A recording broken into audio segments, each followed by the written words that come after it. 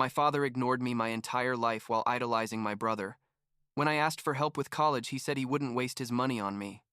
But years later, when I succeeded in tech and he came looking, what I did left them all speechless. I'm 32 years old. I work as a software developer, and the truth is, I need to get this story off my chest because what happened with my father basically defined my entire life. And not in the way you'd want, you know? I guess I should start at the beginning. When I was a kid and my father, Christopher, just wasn't there. And when I say he wasn't there, I don't mean he worked a lot or was busy. I mean he literally didn't give a shit about what I did or didn't do. I remember when I was like 8 or 9 years old, I played baseball in a local league. Nothing major, but for me it was everything, you know what I mean? All the other kids had their parents in the stands yelling and cheering, and I'd search for my father in the crowd every time it was my turn to bat. But he was never there. Not once did he come see me play. My mom, Amanda, she was always there, with her old camera taking blurry photos and yelling louder than anyone when I made it to first base. But my father always had an excuse, you know, like work, or he was tired, or he had things to do. But the thing is, that years later I realized he simply wasn't interested. Period. There was one day, I think it was in 5th grade, when I won an award at the science fair for a project about electrical circuits, like something super basic, but I was so proud because I'd worked on it for weeks. The school organized a small ceremony and sent invitations to parents. My mom obviously went, but my father didn't even bother with an excuse that time. He just didn't show up. I remember being on stage with my certificate in hand, watching all the other kids hugging their dads afterward, and I only had my mom, who was amazing, don't get me wrong. But a part of me wondered what I had to do to get my father to pay attention to me for even 5 minutes. The worst part, and this still pisses me off when I think about it, was when I was 11 and fell off my bike and broke my arm pretty badly. The bone came out a little, and everything. My mom rushed me to the ER. She was hysterical. I was crying from the pain, and she called my father from the hospital. He said he'd be on his way. We waited like 3 hours. They put a cast on my entire left arm, gave me some meds that made me kind of zombified, and my father never showed up. When we got home at like 11 at night, he was there watching TV, and all he said was something like, "Oh, you're back, that's good," and kept watching his show like nothing happened. He didn't even ask if I was okay or what exactly had happened. But everything changed, and this is where the story gets really fucked up. When my brother Matthew was born, I was like 5 when he was born, and I swear to God it was like my father suddenly discovered he could be a present and loving father, but only with Matthew, not with me. It was like living in 2 parallel realities in the same house. Christopher became this super dad who went to all of Matthew's soccer games, who spent weekends teaching him to fish, who stayed up late helping him with homework. Everything I had desperately wanted as a kid, Matthew had, without even asking for it. And look, I don't blame Matthew for this. He was just a kid, but it was impossible not to feel that difference every day. When Matthew was 8, same age I was when I played baseball, my father didn't miss a single one of his games. Not one. He'd bring one of those folding chairs and a cooler with drinks and stay there yelling instructions and celebrating every play like it was the World Series. I'd sometimes go to those games because my mom would take me, and I'd sit there watching my father be the dad I'd always wanted to have, but with my brother instead of me.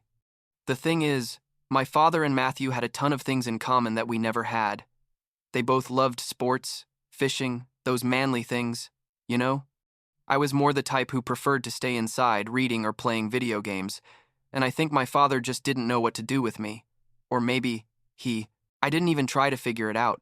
That's what hurts the most when I think about it now. It's like he decided I wasn't worth the effort. But when Matthew was born and he saw they had interests in common, suddenly he discovered he could be a good father. Then when I was 13, the worst thing that could happen happened. My mom died. It was cancer, like really fast and aggressive. In 6 months, we went from everything's going to be fine to planning her funeral. And she was my only person. You understand? The only one who really saw me, who supported me, who cared if I was happy or sad or needed to talk.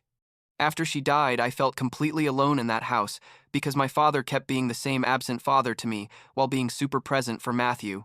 And now I didn't even have my mom as balance. I don't know how to describe that first year after mom died. It was like being on autopilot all the time. I'd go to school, come home, lock myself in my room, and basically existed without really living. My father never asked me how I was dealing with everything, never sat down with me to talk about mom, nothing. He was too busy being father of the year with Matthew, taking him to soccer tournaments all over the state and spending every weekend with him. It was around that time when I started getting really into technology and programming. I think at first it was just a way to escape, you know? I'd buy used programming books with money I'd saved from birthdays and Christmases, and I'd stay up until 3 inches the morning learning to write code. There was something comforting about it, like the pure logic of programming, where if you did things right, they worked, and if you did them wrong, at least the error made sense and you could fix it.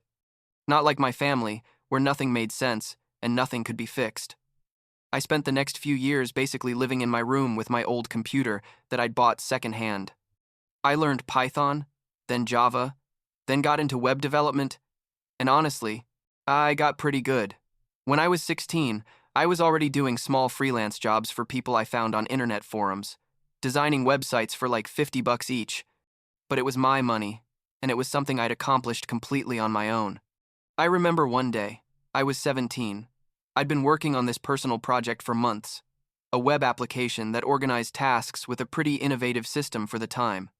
I was super proud of what I'd built, like I really felt I'd done something impressive, and for some reason, I guess I was still looking for my father's approval, even though I should have learned by then. I showed him what I'd done. I explained how it worked, the hours I'd invested, how people on forums said it was brilliant for my age. You know what he said? He looked at the screen for like 30 seconds, not even really paying attention, and said something like, "That's fine, but I don't know if that's going to get you anywhere in real life. You should focus on your grades instead." That was it. No, "good job," or "I'm proud of you," or anything. Just basically telling me that what I was passionate about had no value. I went to my room and didn't talk to him for like 2 weeks. Not that he noticed anyway. What really blew everything up was when it came time to talk about college. I was in my senior year of high school. I'd been researching computer science programs, and I'd found a decent university that had a strong software development program. It wasn't super expensive, like a normal state university. But obviously I needed help with tuition because working part-time making websites didn't give me enough to pay for everything. I sat down with my father one night and explained everything. I showed him the program, the employment statistics of graduates, how much software developers made fresh out of college. I had everything prepared like a presentation because I knew it would be difficult, but I thought if I showed him I had a solid plan, maybe he'd support me. Big mistake. He listened to everything I said, like with that face he'd make when he really didn't care, but was trying to look like he was listening. And when I finished, he told me he wasn't going to pay for my college, just like that. I asked him why. Like, give me at least one reason. And he said technology was too unpredictable, that there was no guarantee I'd get a job, that I should consider something more stable, like accounting or business administration.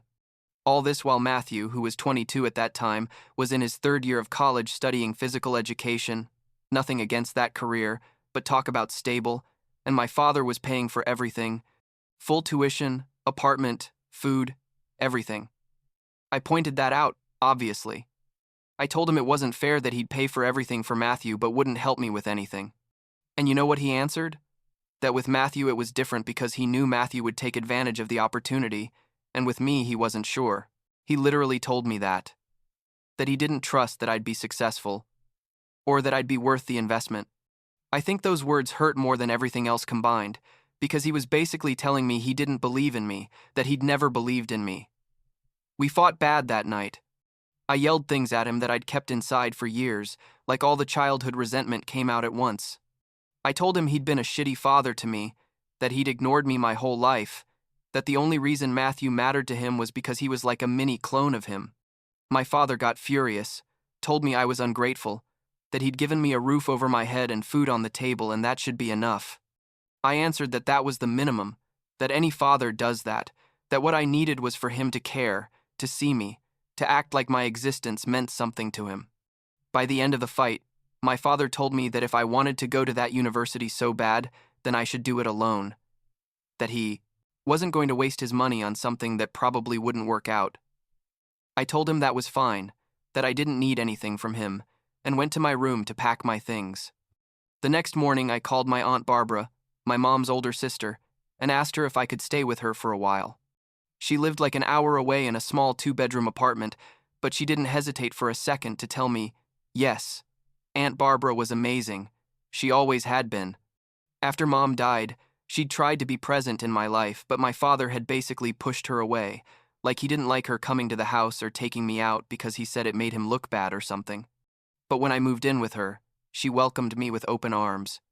She gave me the extra room, which she used to store junk, but we cleaned it together and turned it into a decent space, and she made it clear I could stay as long as I needed.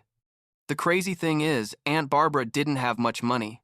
She worked as a secretary at a Placevesning medical office and earned just enough for her own expenses.